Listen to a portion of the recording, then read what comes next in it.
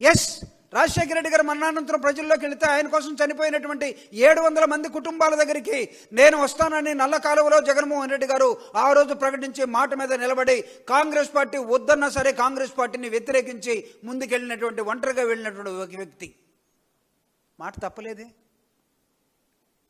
రాజశేఖర రెడ్డి గారు ఎలా చనిపోయారు ఈరోజు మాట్లాడారు జగన్మోహన్ రెడ్డి గారు.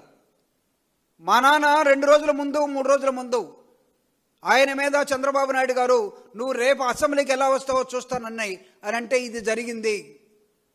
మా తాతని చంపేస్తే షెల్టర్ మీరిస్తే మేము ఎవరిని ముట్టుకోలేదు, వాళ్ళందరూ క్షేమంగానే ఉన్నారు. మా నాన్న చెప్పాడు, కోపం అనే నరం తెంచేసుకొని అధికారంలో ఉన్న జగన్మోహన్ రెడ్డి గారు ఎవరినైనా ఇబ్బంది పెట్టాడా?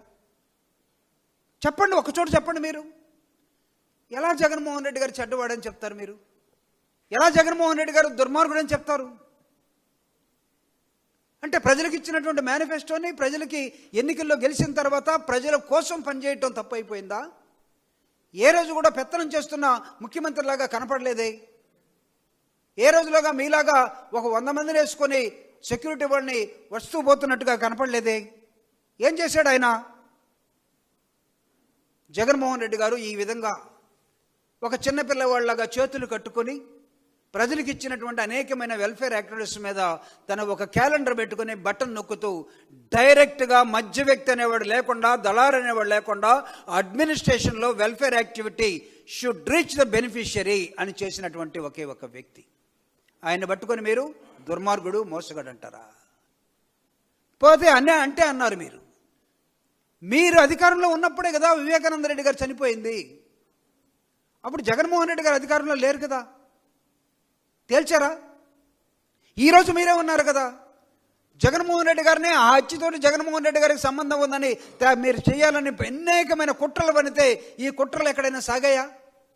Including supreme court, including CBI. Jaganmohan Reddy గారికి క్లీన్ చిట్ ఇచ్చారు, అయినా మీరు ఆగుతున్నారా? అరే, సుప్రీంకోర్టు అన్న లెక్కలేదు, సిబిఐ అన్న లెక్కలేదు, వ్యవస్థలన్న లెక్కలేదు, ఇతర రాజకీయ పార్టీలన్న లెక్కలేదు. మీరు మాట్లాడిందే మిగతా వాళ్ళు ఎల్లో మీడియా బాకాల్లాగా ఊగితే ఇది ప్రజలందరూ కూడా నమ్మి జగన్మోహన్ రెడ్డి గారిని ఆయన అబద్ధాలు కోరు. ఎస్, నేను అడుగుతా ఉన్నా, ఈరోజు అచ్చెన్నాయుడు గారిని అడుగుతా ఉన్నాను.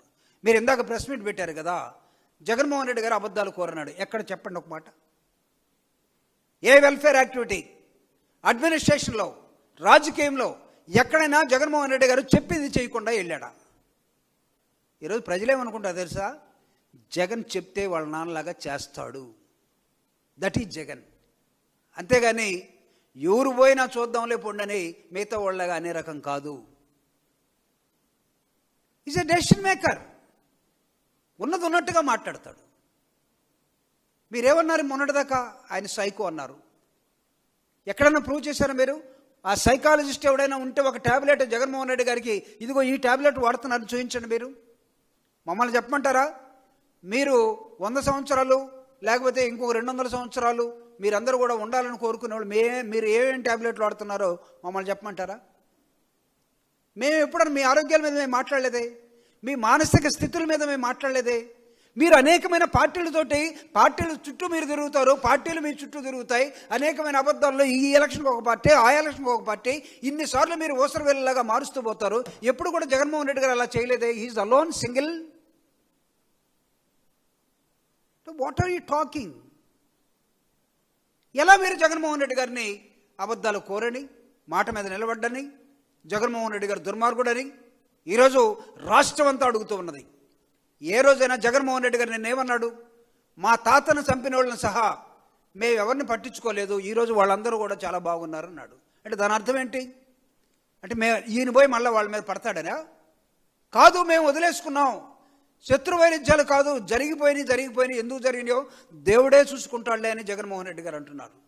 మహా అంటే జగన్మోహన్ రెడ్డి గారికి కోపం వస్తే ఏమంటాడంటే రాజకీయ నాయకులనైనా పార్టీలనైనా వాళ్ళ పాపను వాళ్ళు పోతారులే, లేకపోతే ఎత్తి బంగాళాఖాతంలో వేద్దాం అంటాడు అంతే, లేకపోతే దేవుడు చూసుకుంటాడు. ఇదే కదా ఆయన కోపం. జగన్మోహన్ రెడ్డి గారు కొడతాడని, జగన్మోహన్ రెడ్డి గారికి కోపం ఎక్కువ అని, జగన్మోహన్ రెడ్డి గారు అబద్ధాలు కోరని, జగన్మోహన్ రెడ్డి గారు మాట మీద, ఇవన్నీ మీవి కదా, మీ చేష్టలు కదా. These are all your characters. Party లేదో బొక్క లేదని మీరు మాట్లాడి ఈరోజు మీరు మీ పార్టీ జాగ్రత్తగా ఉందలే అని మేము మా పార్టీ మీద మీరు నిందలిస్తే మేము ఎలా ఊరుకుంటాం?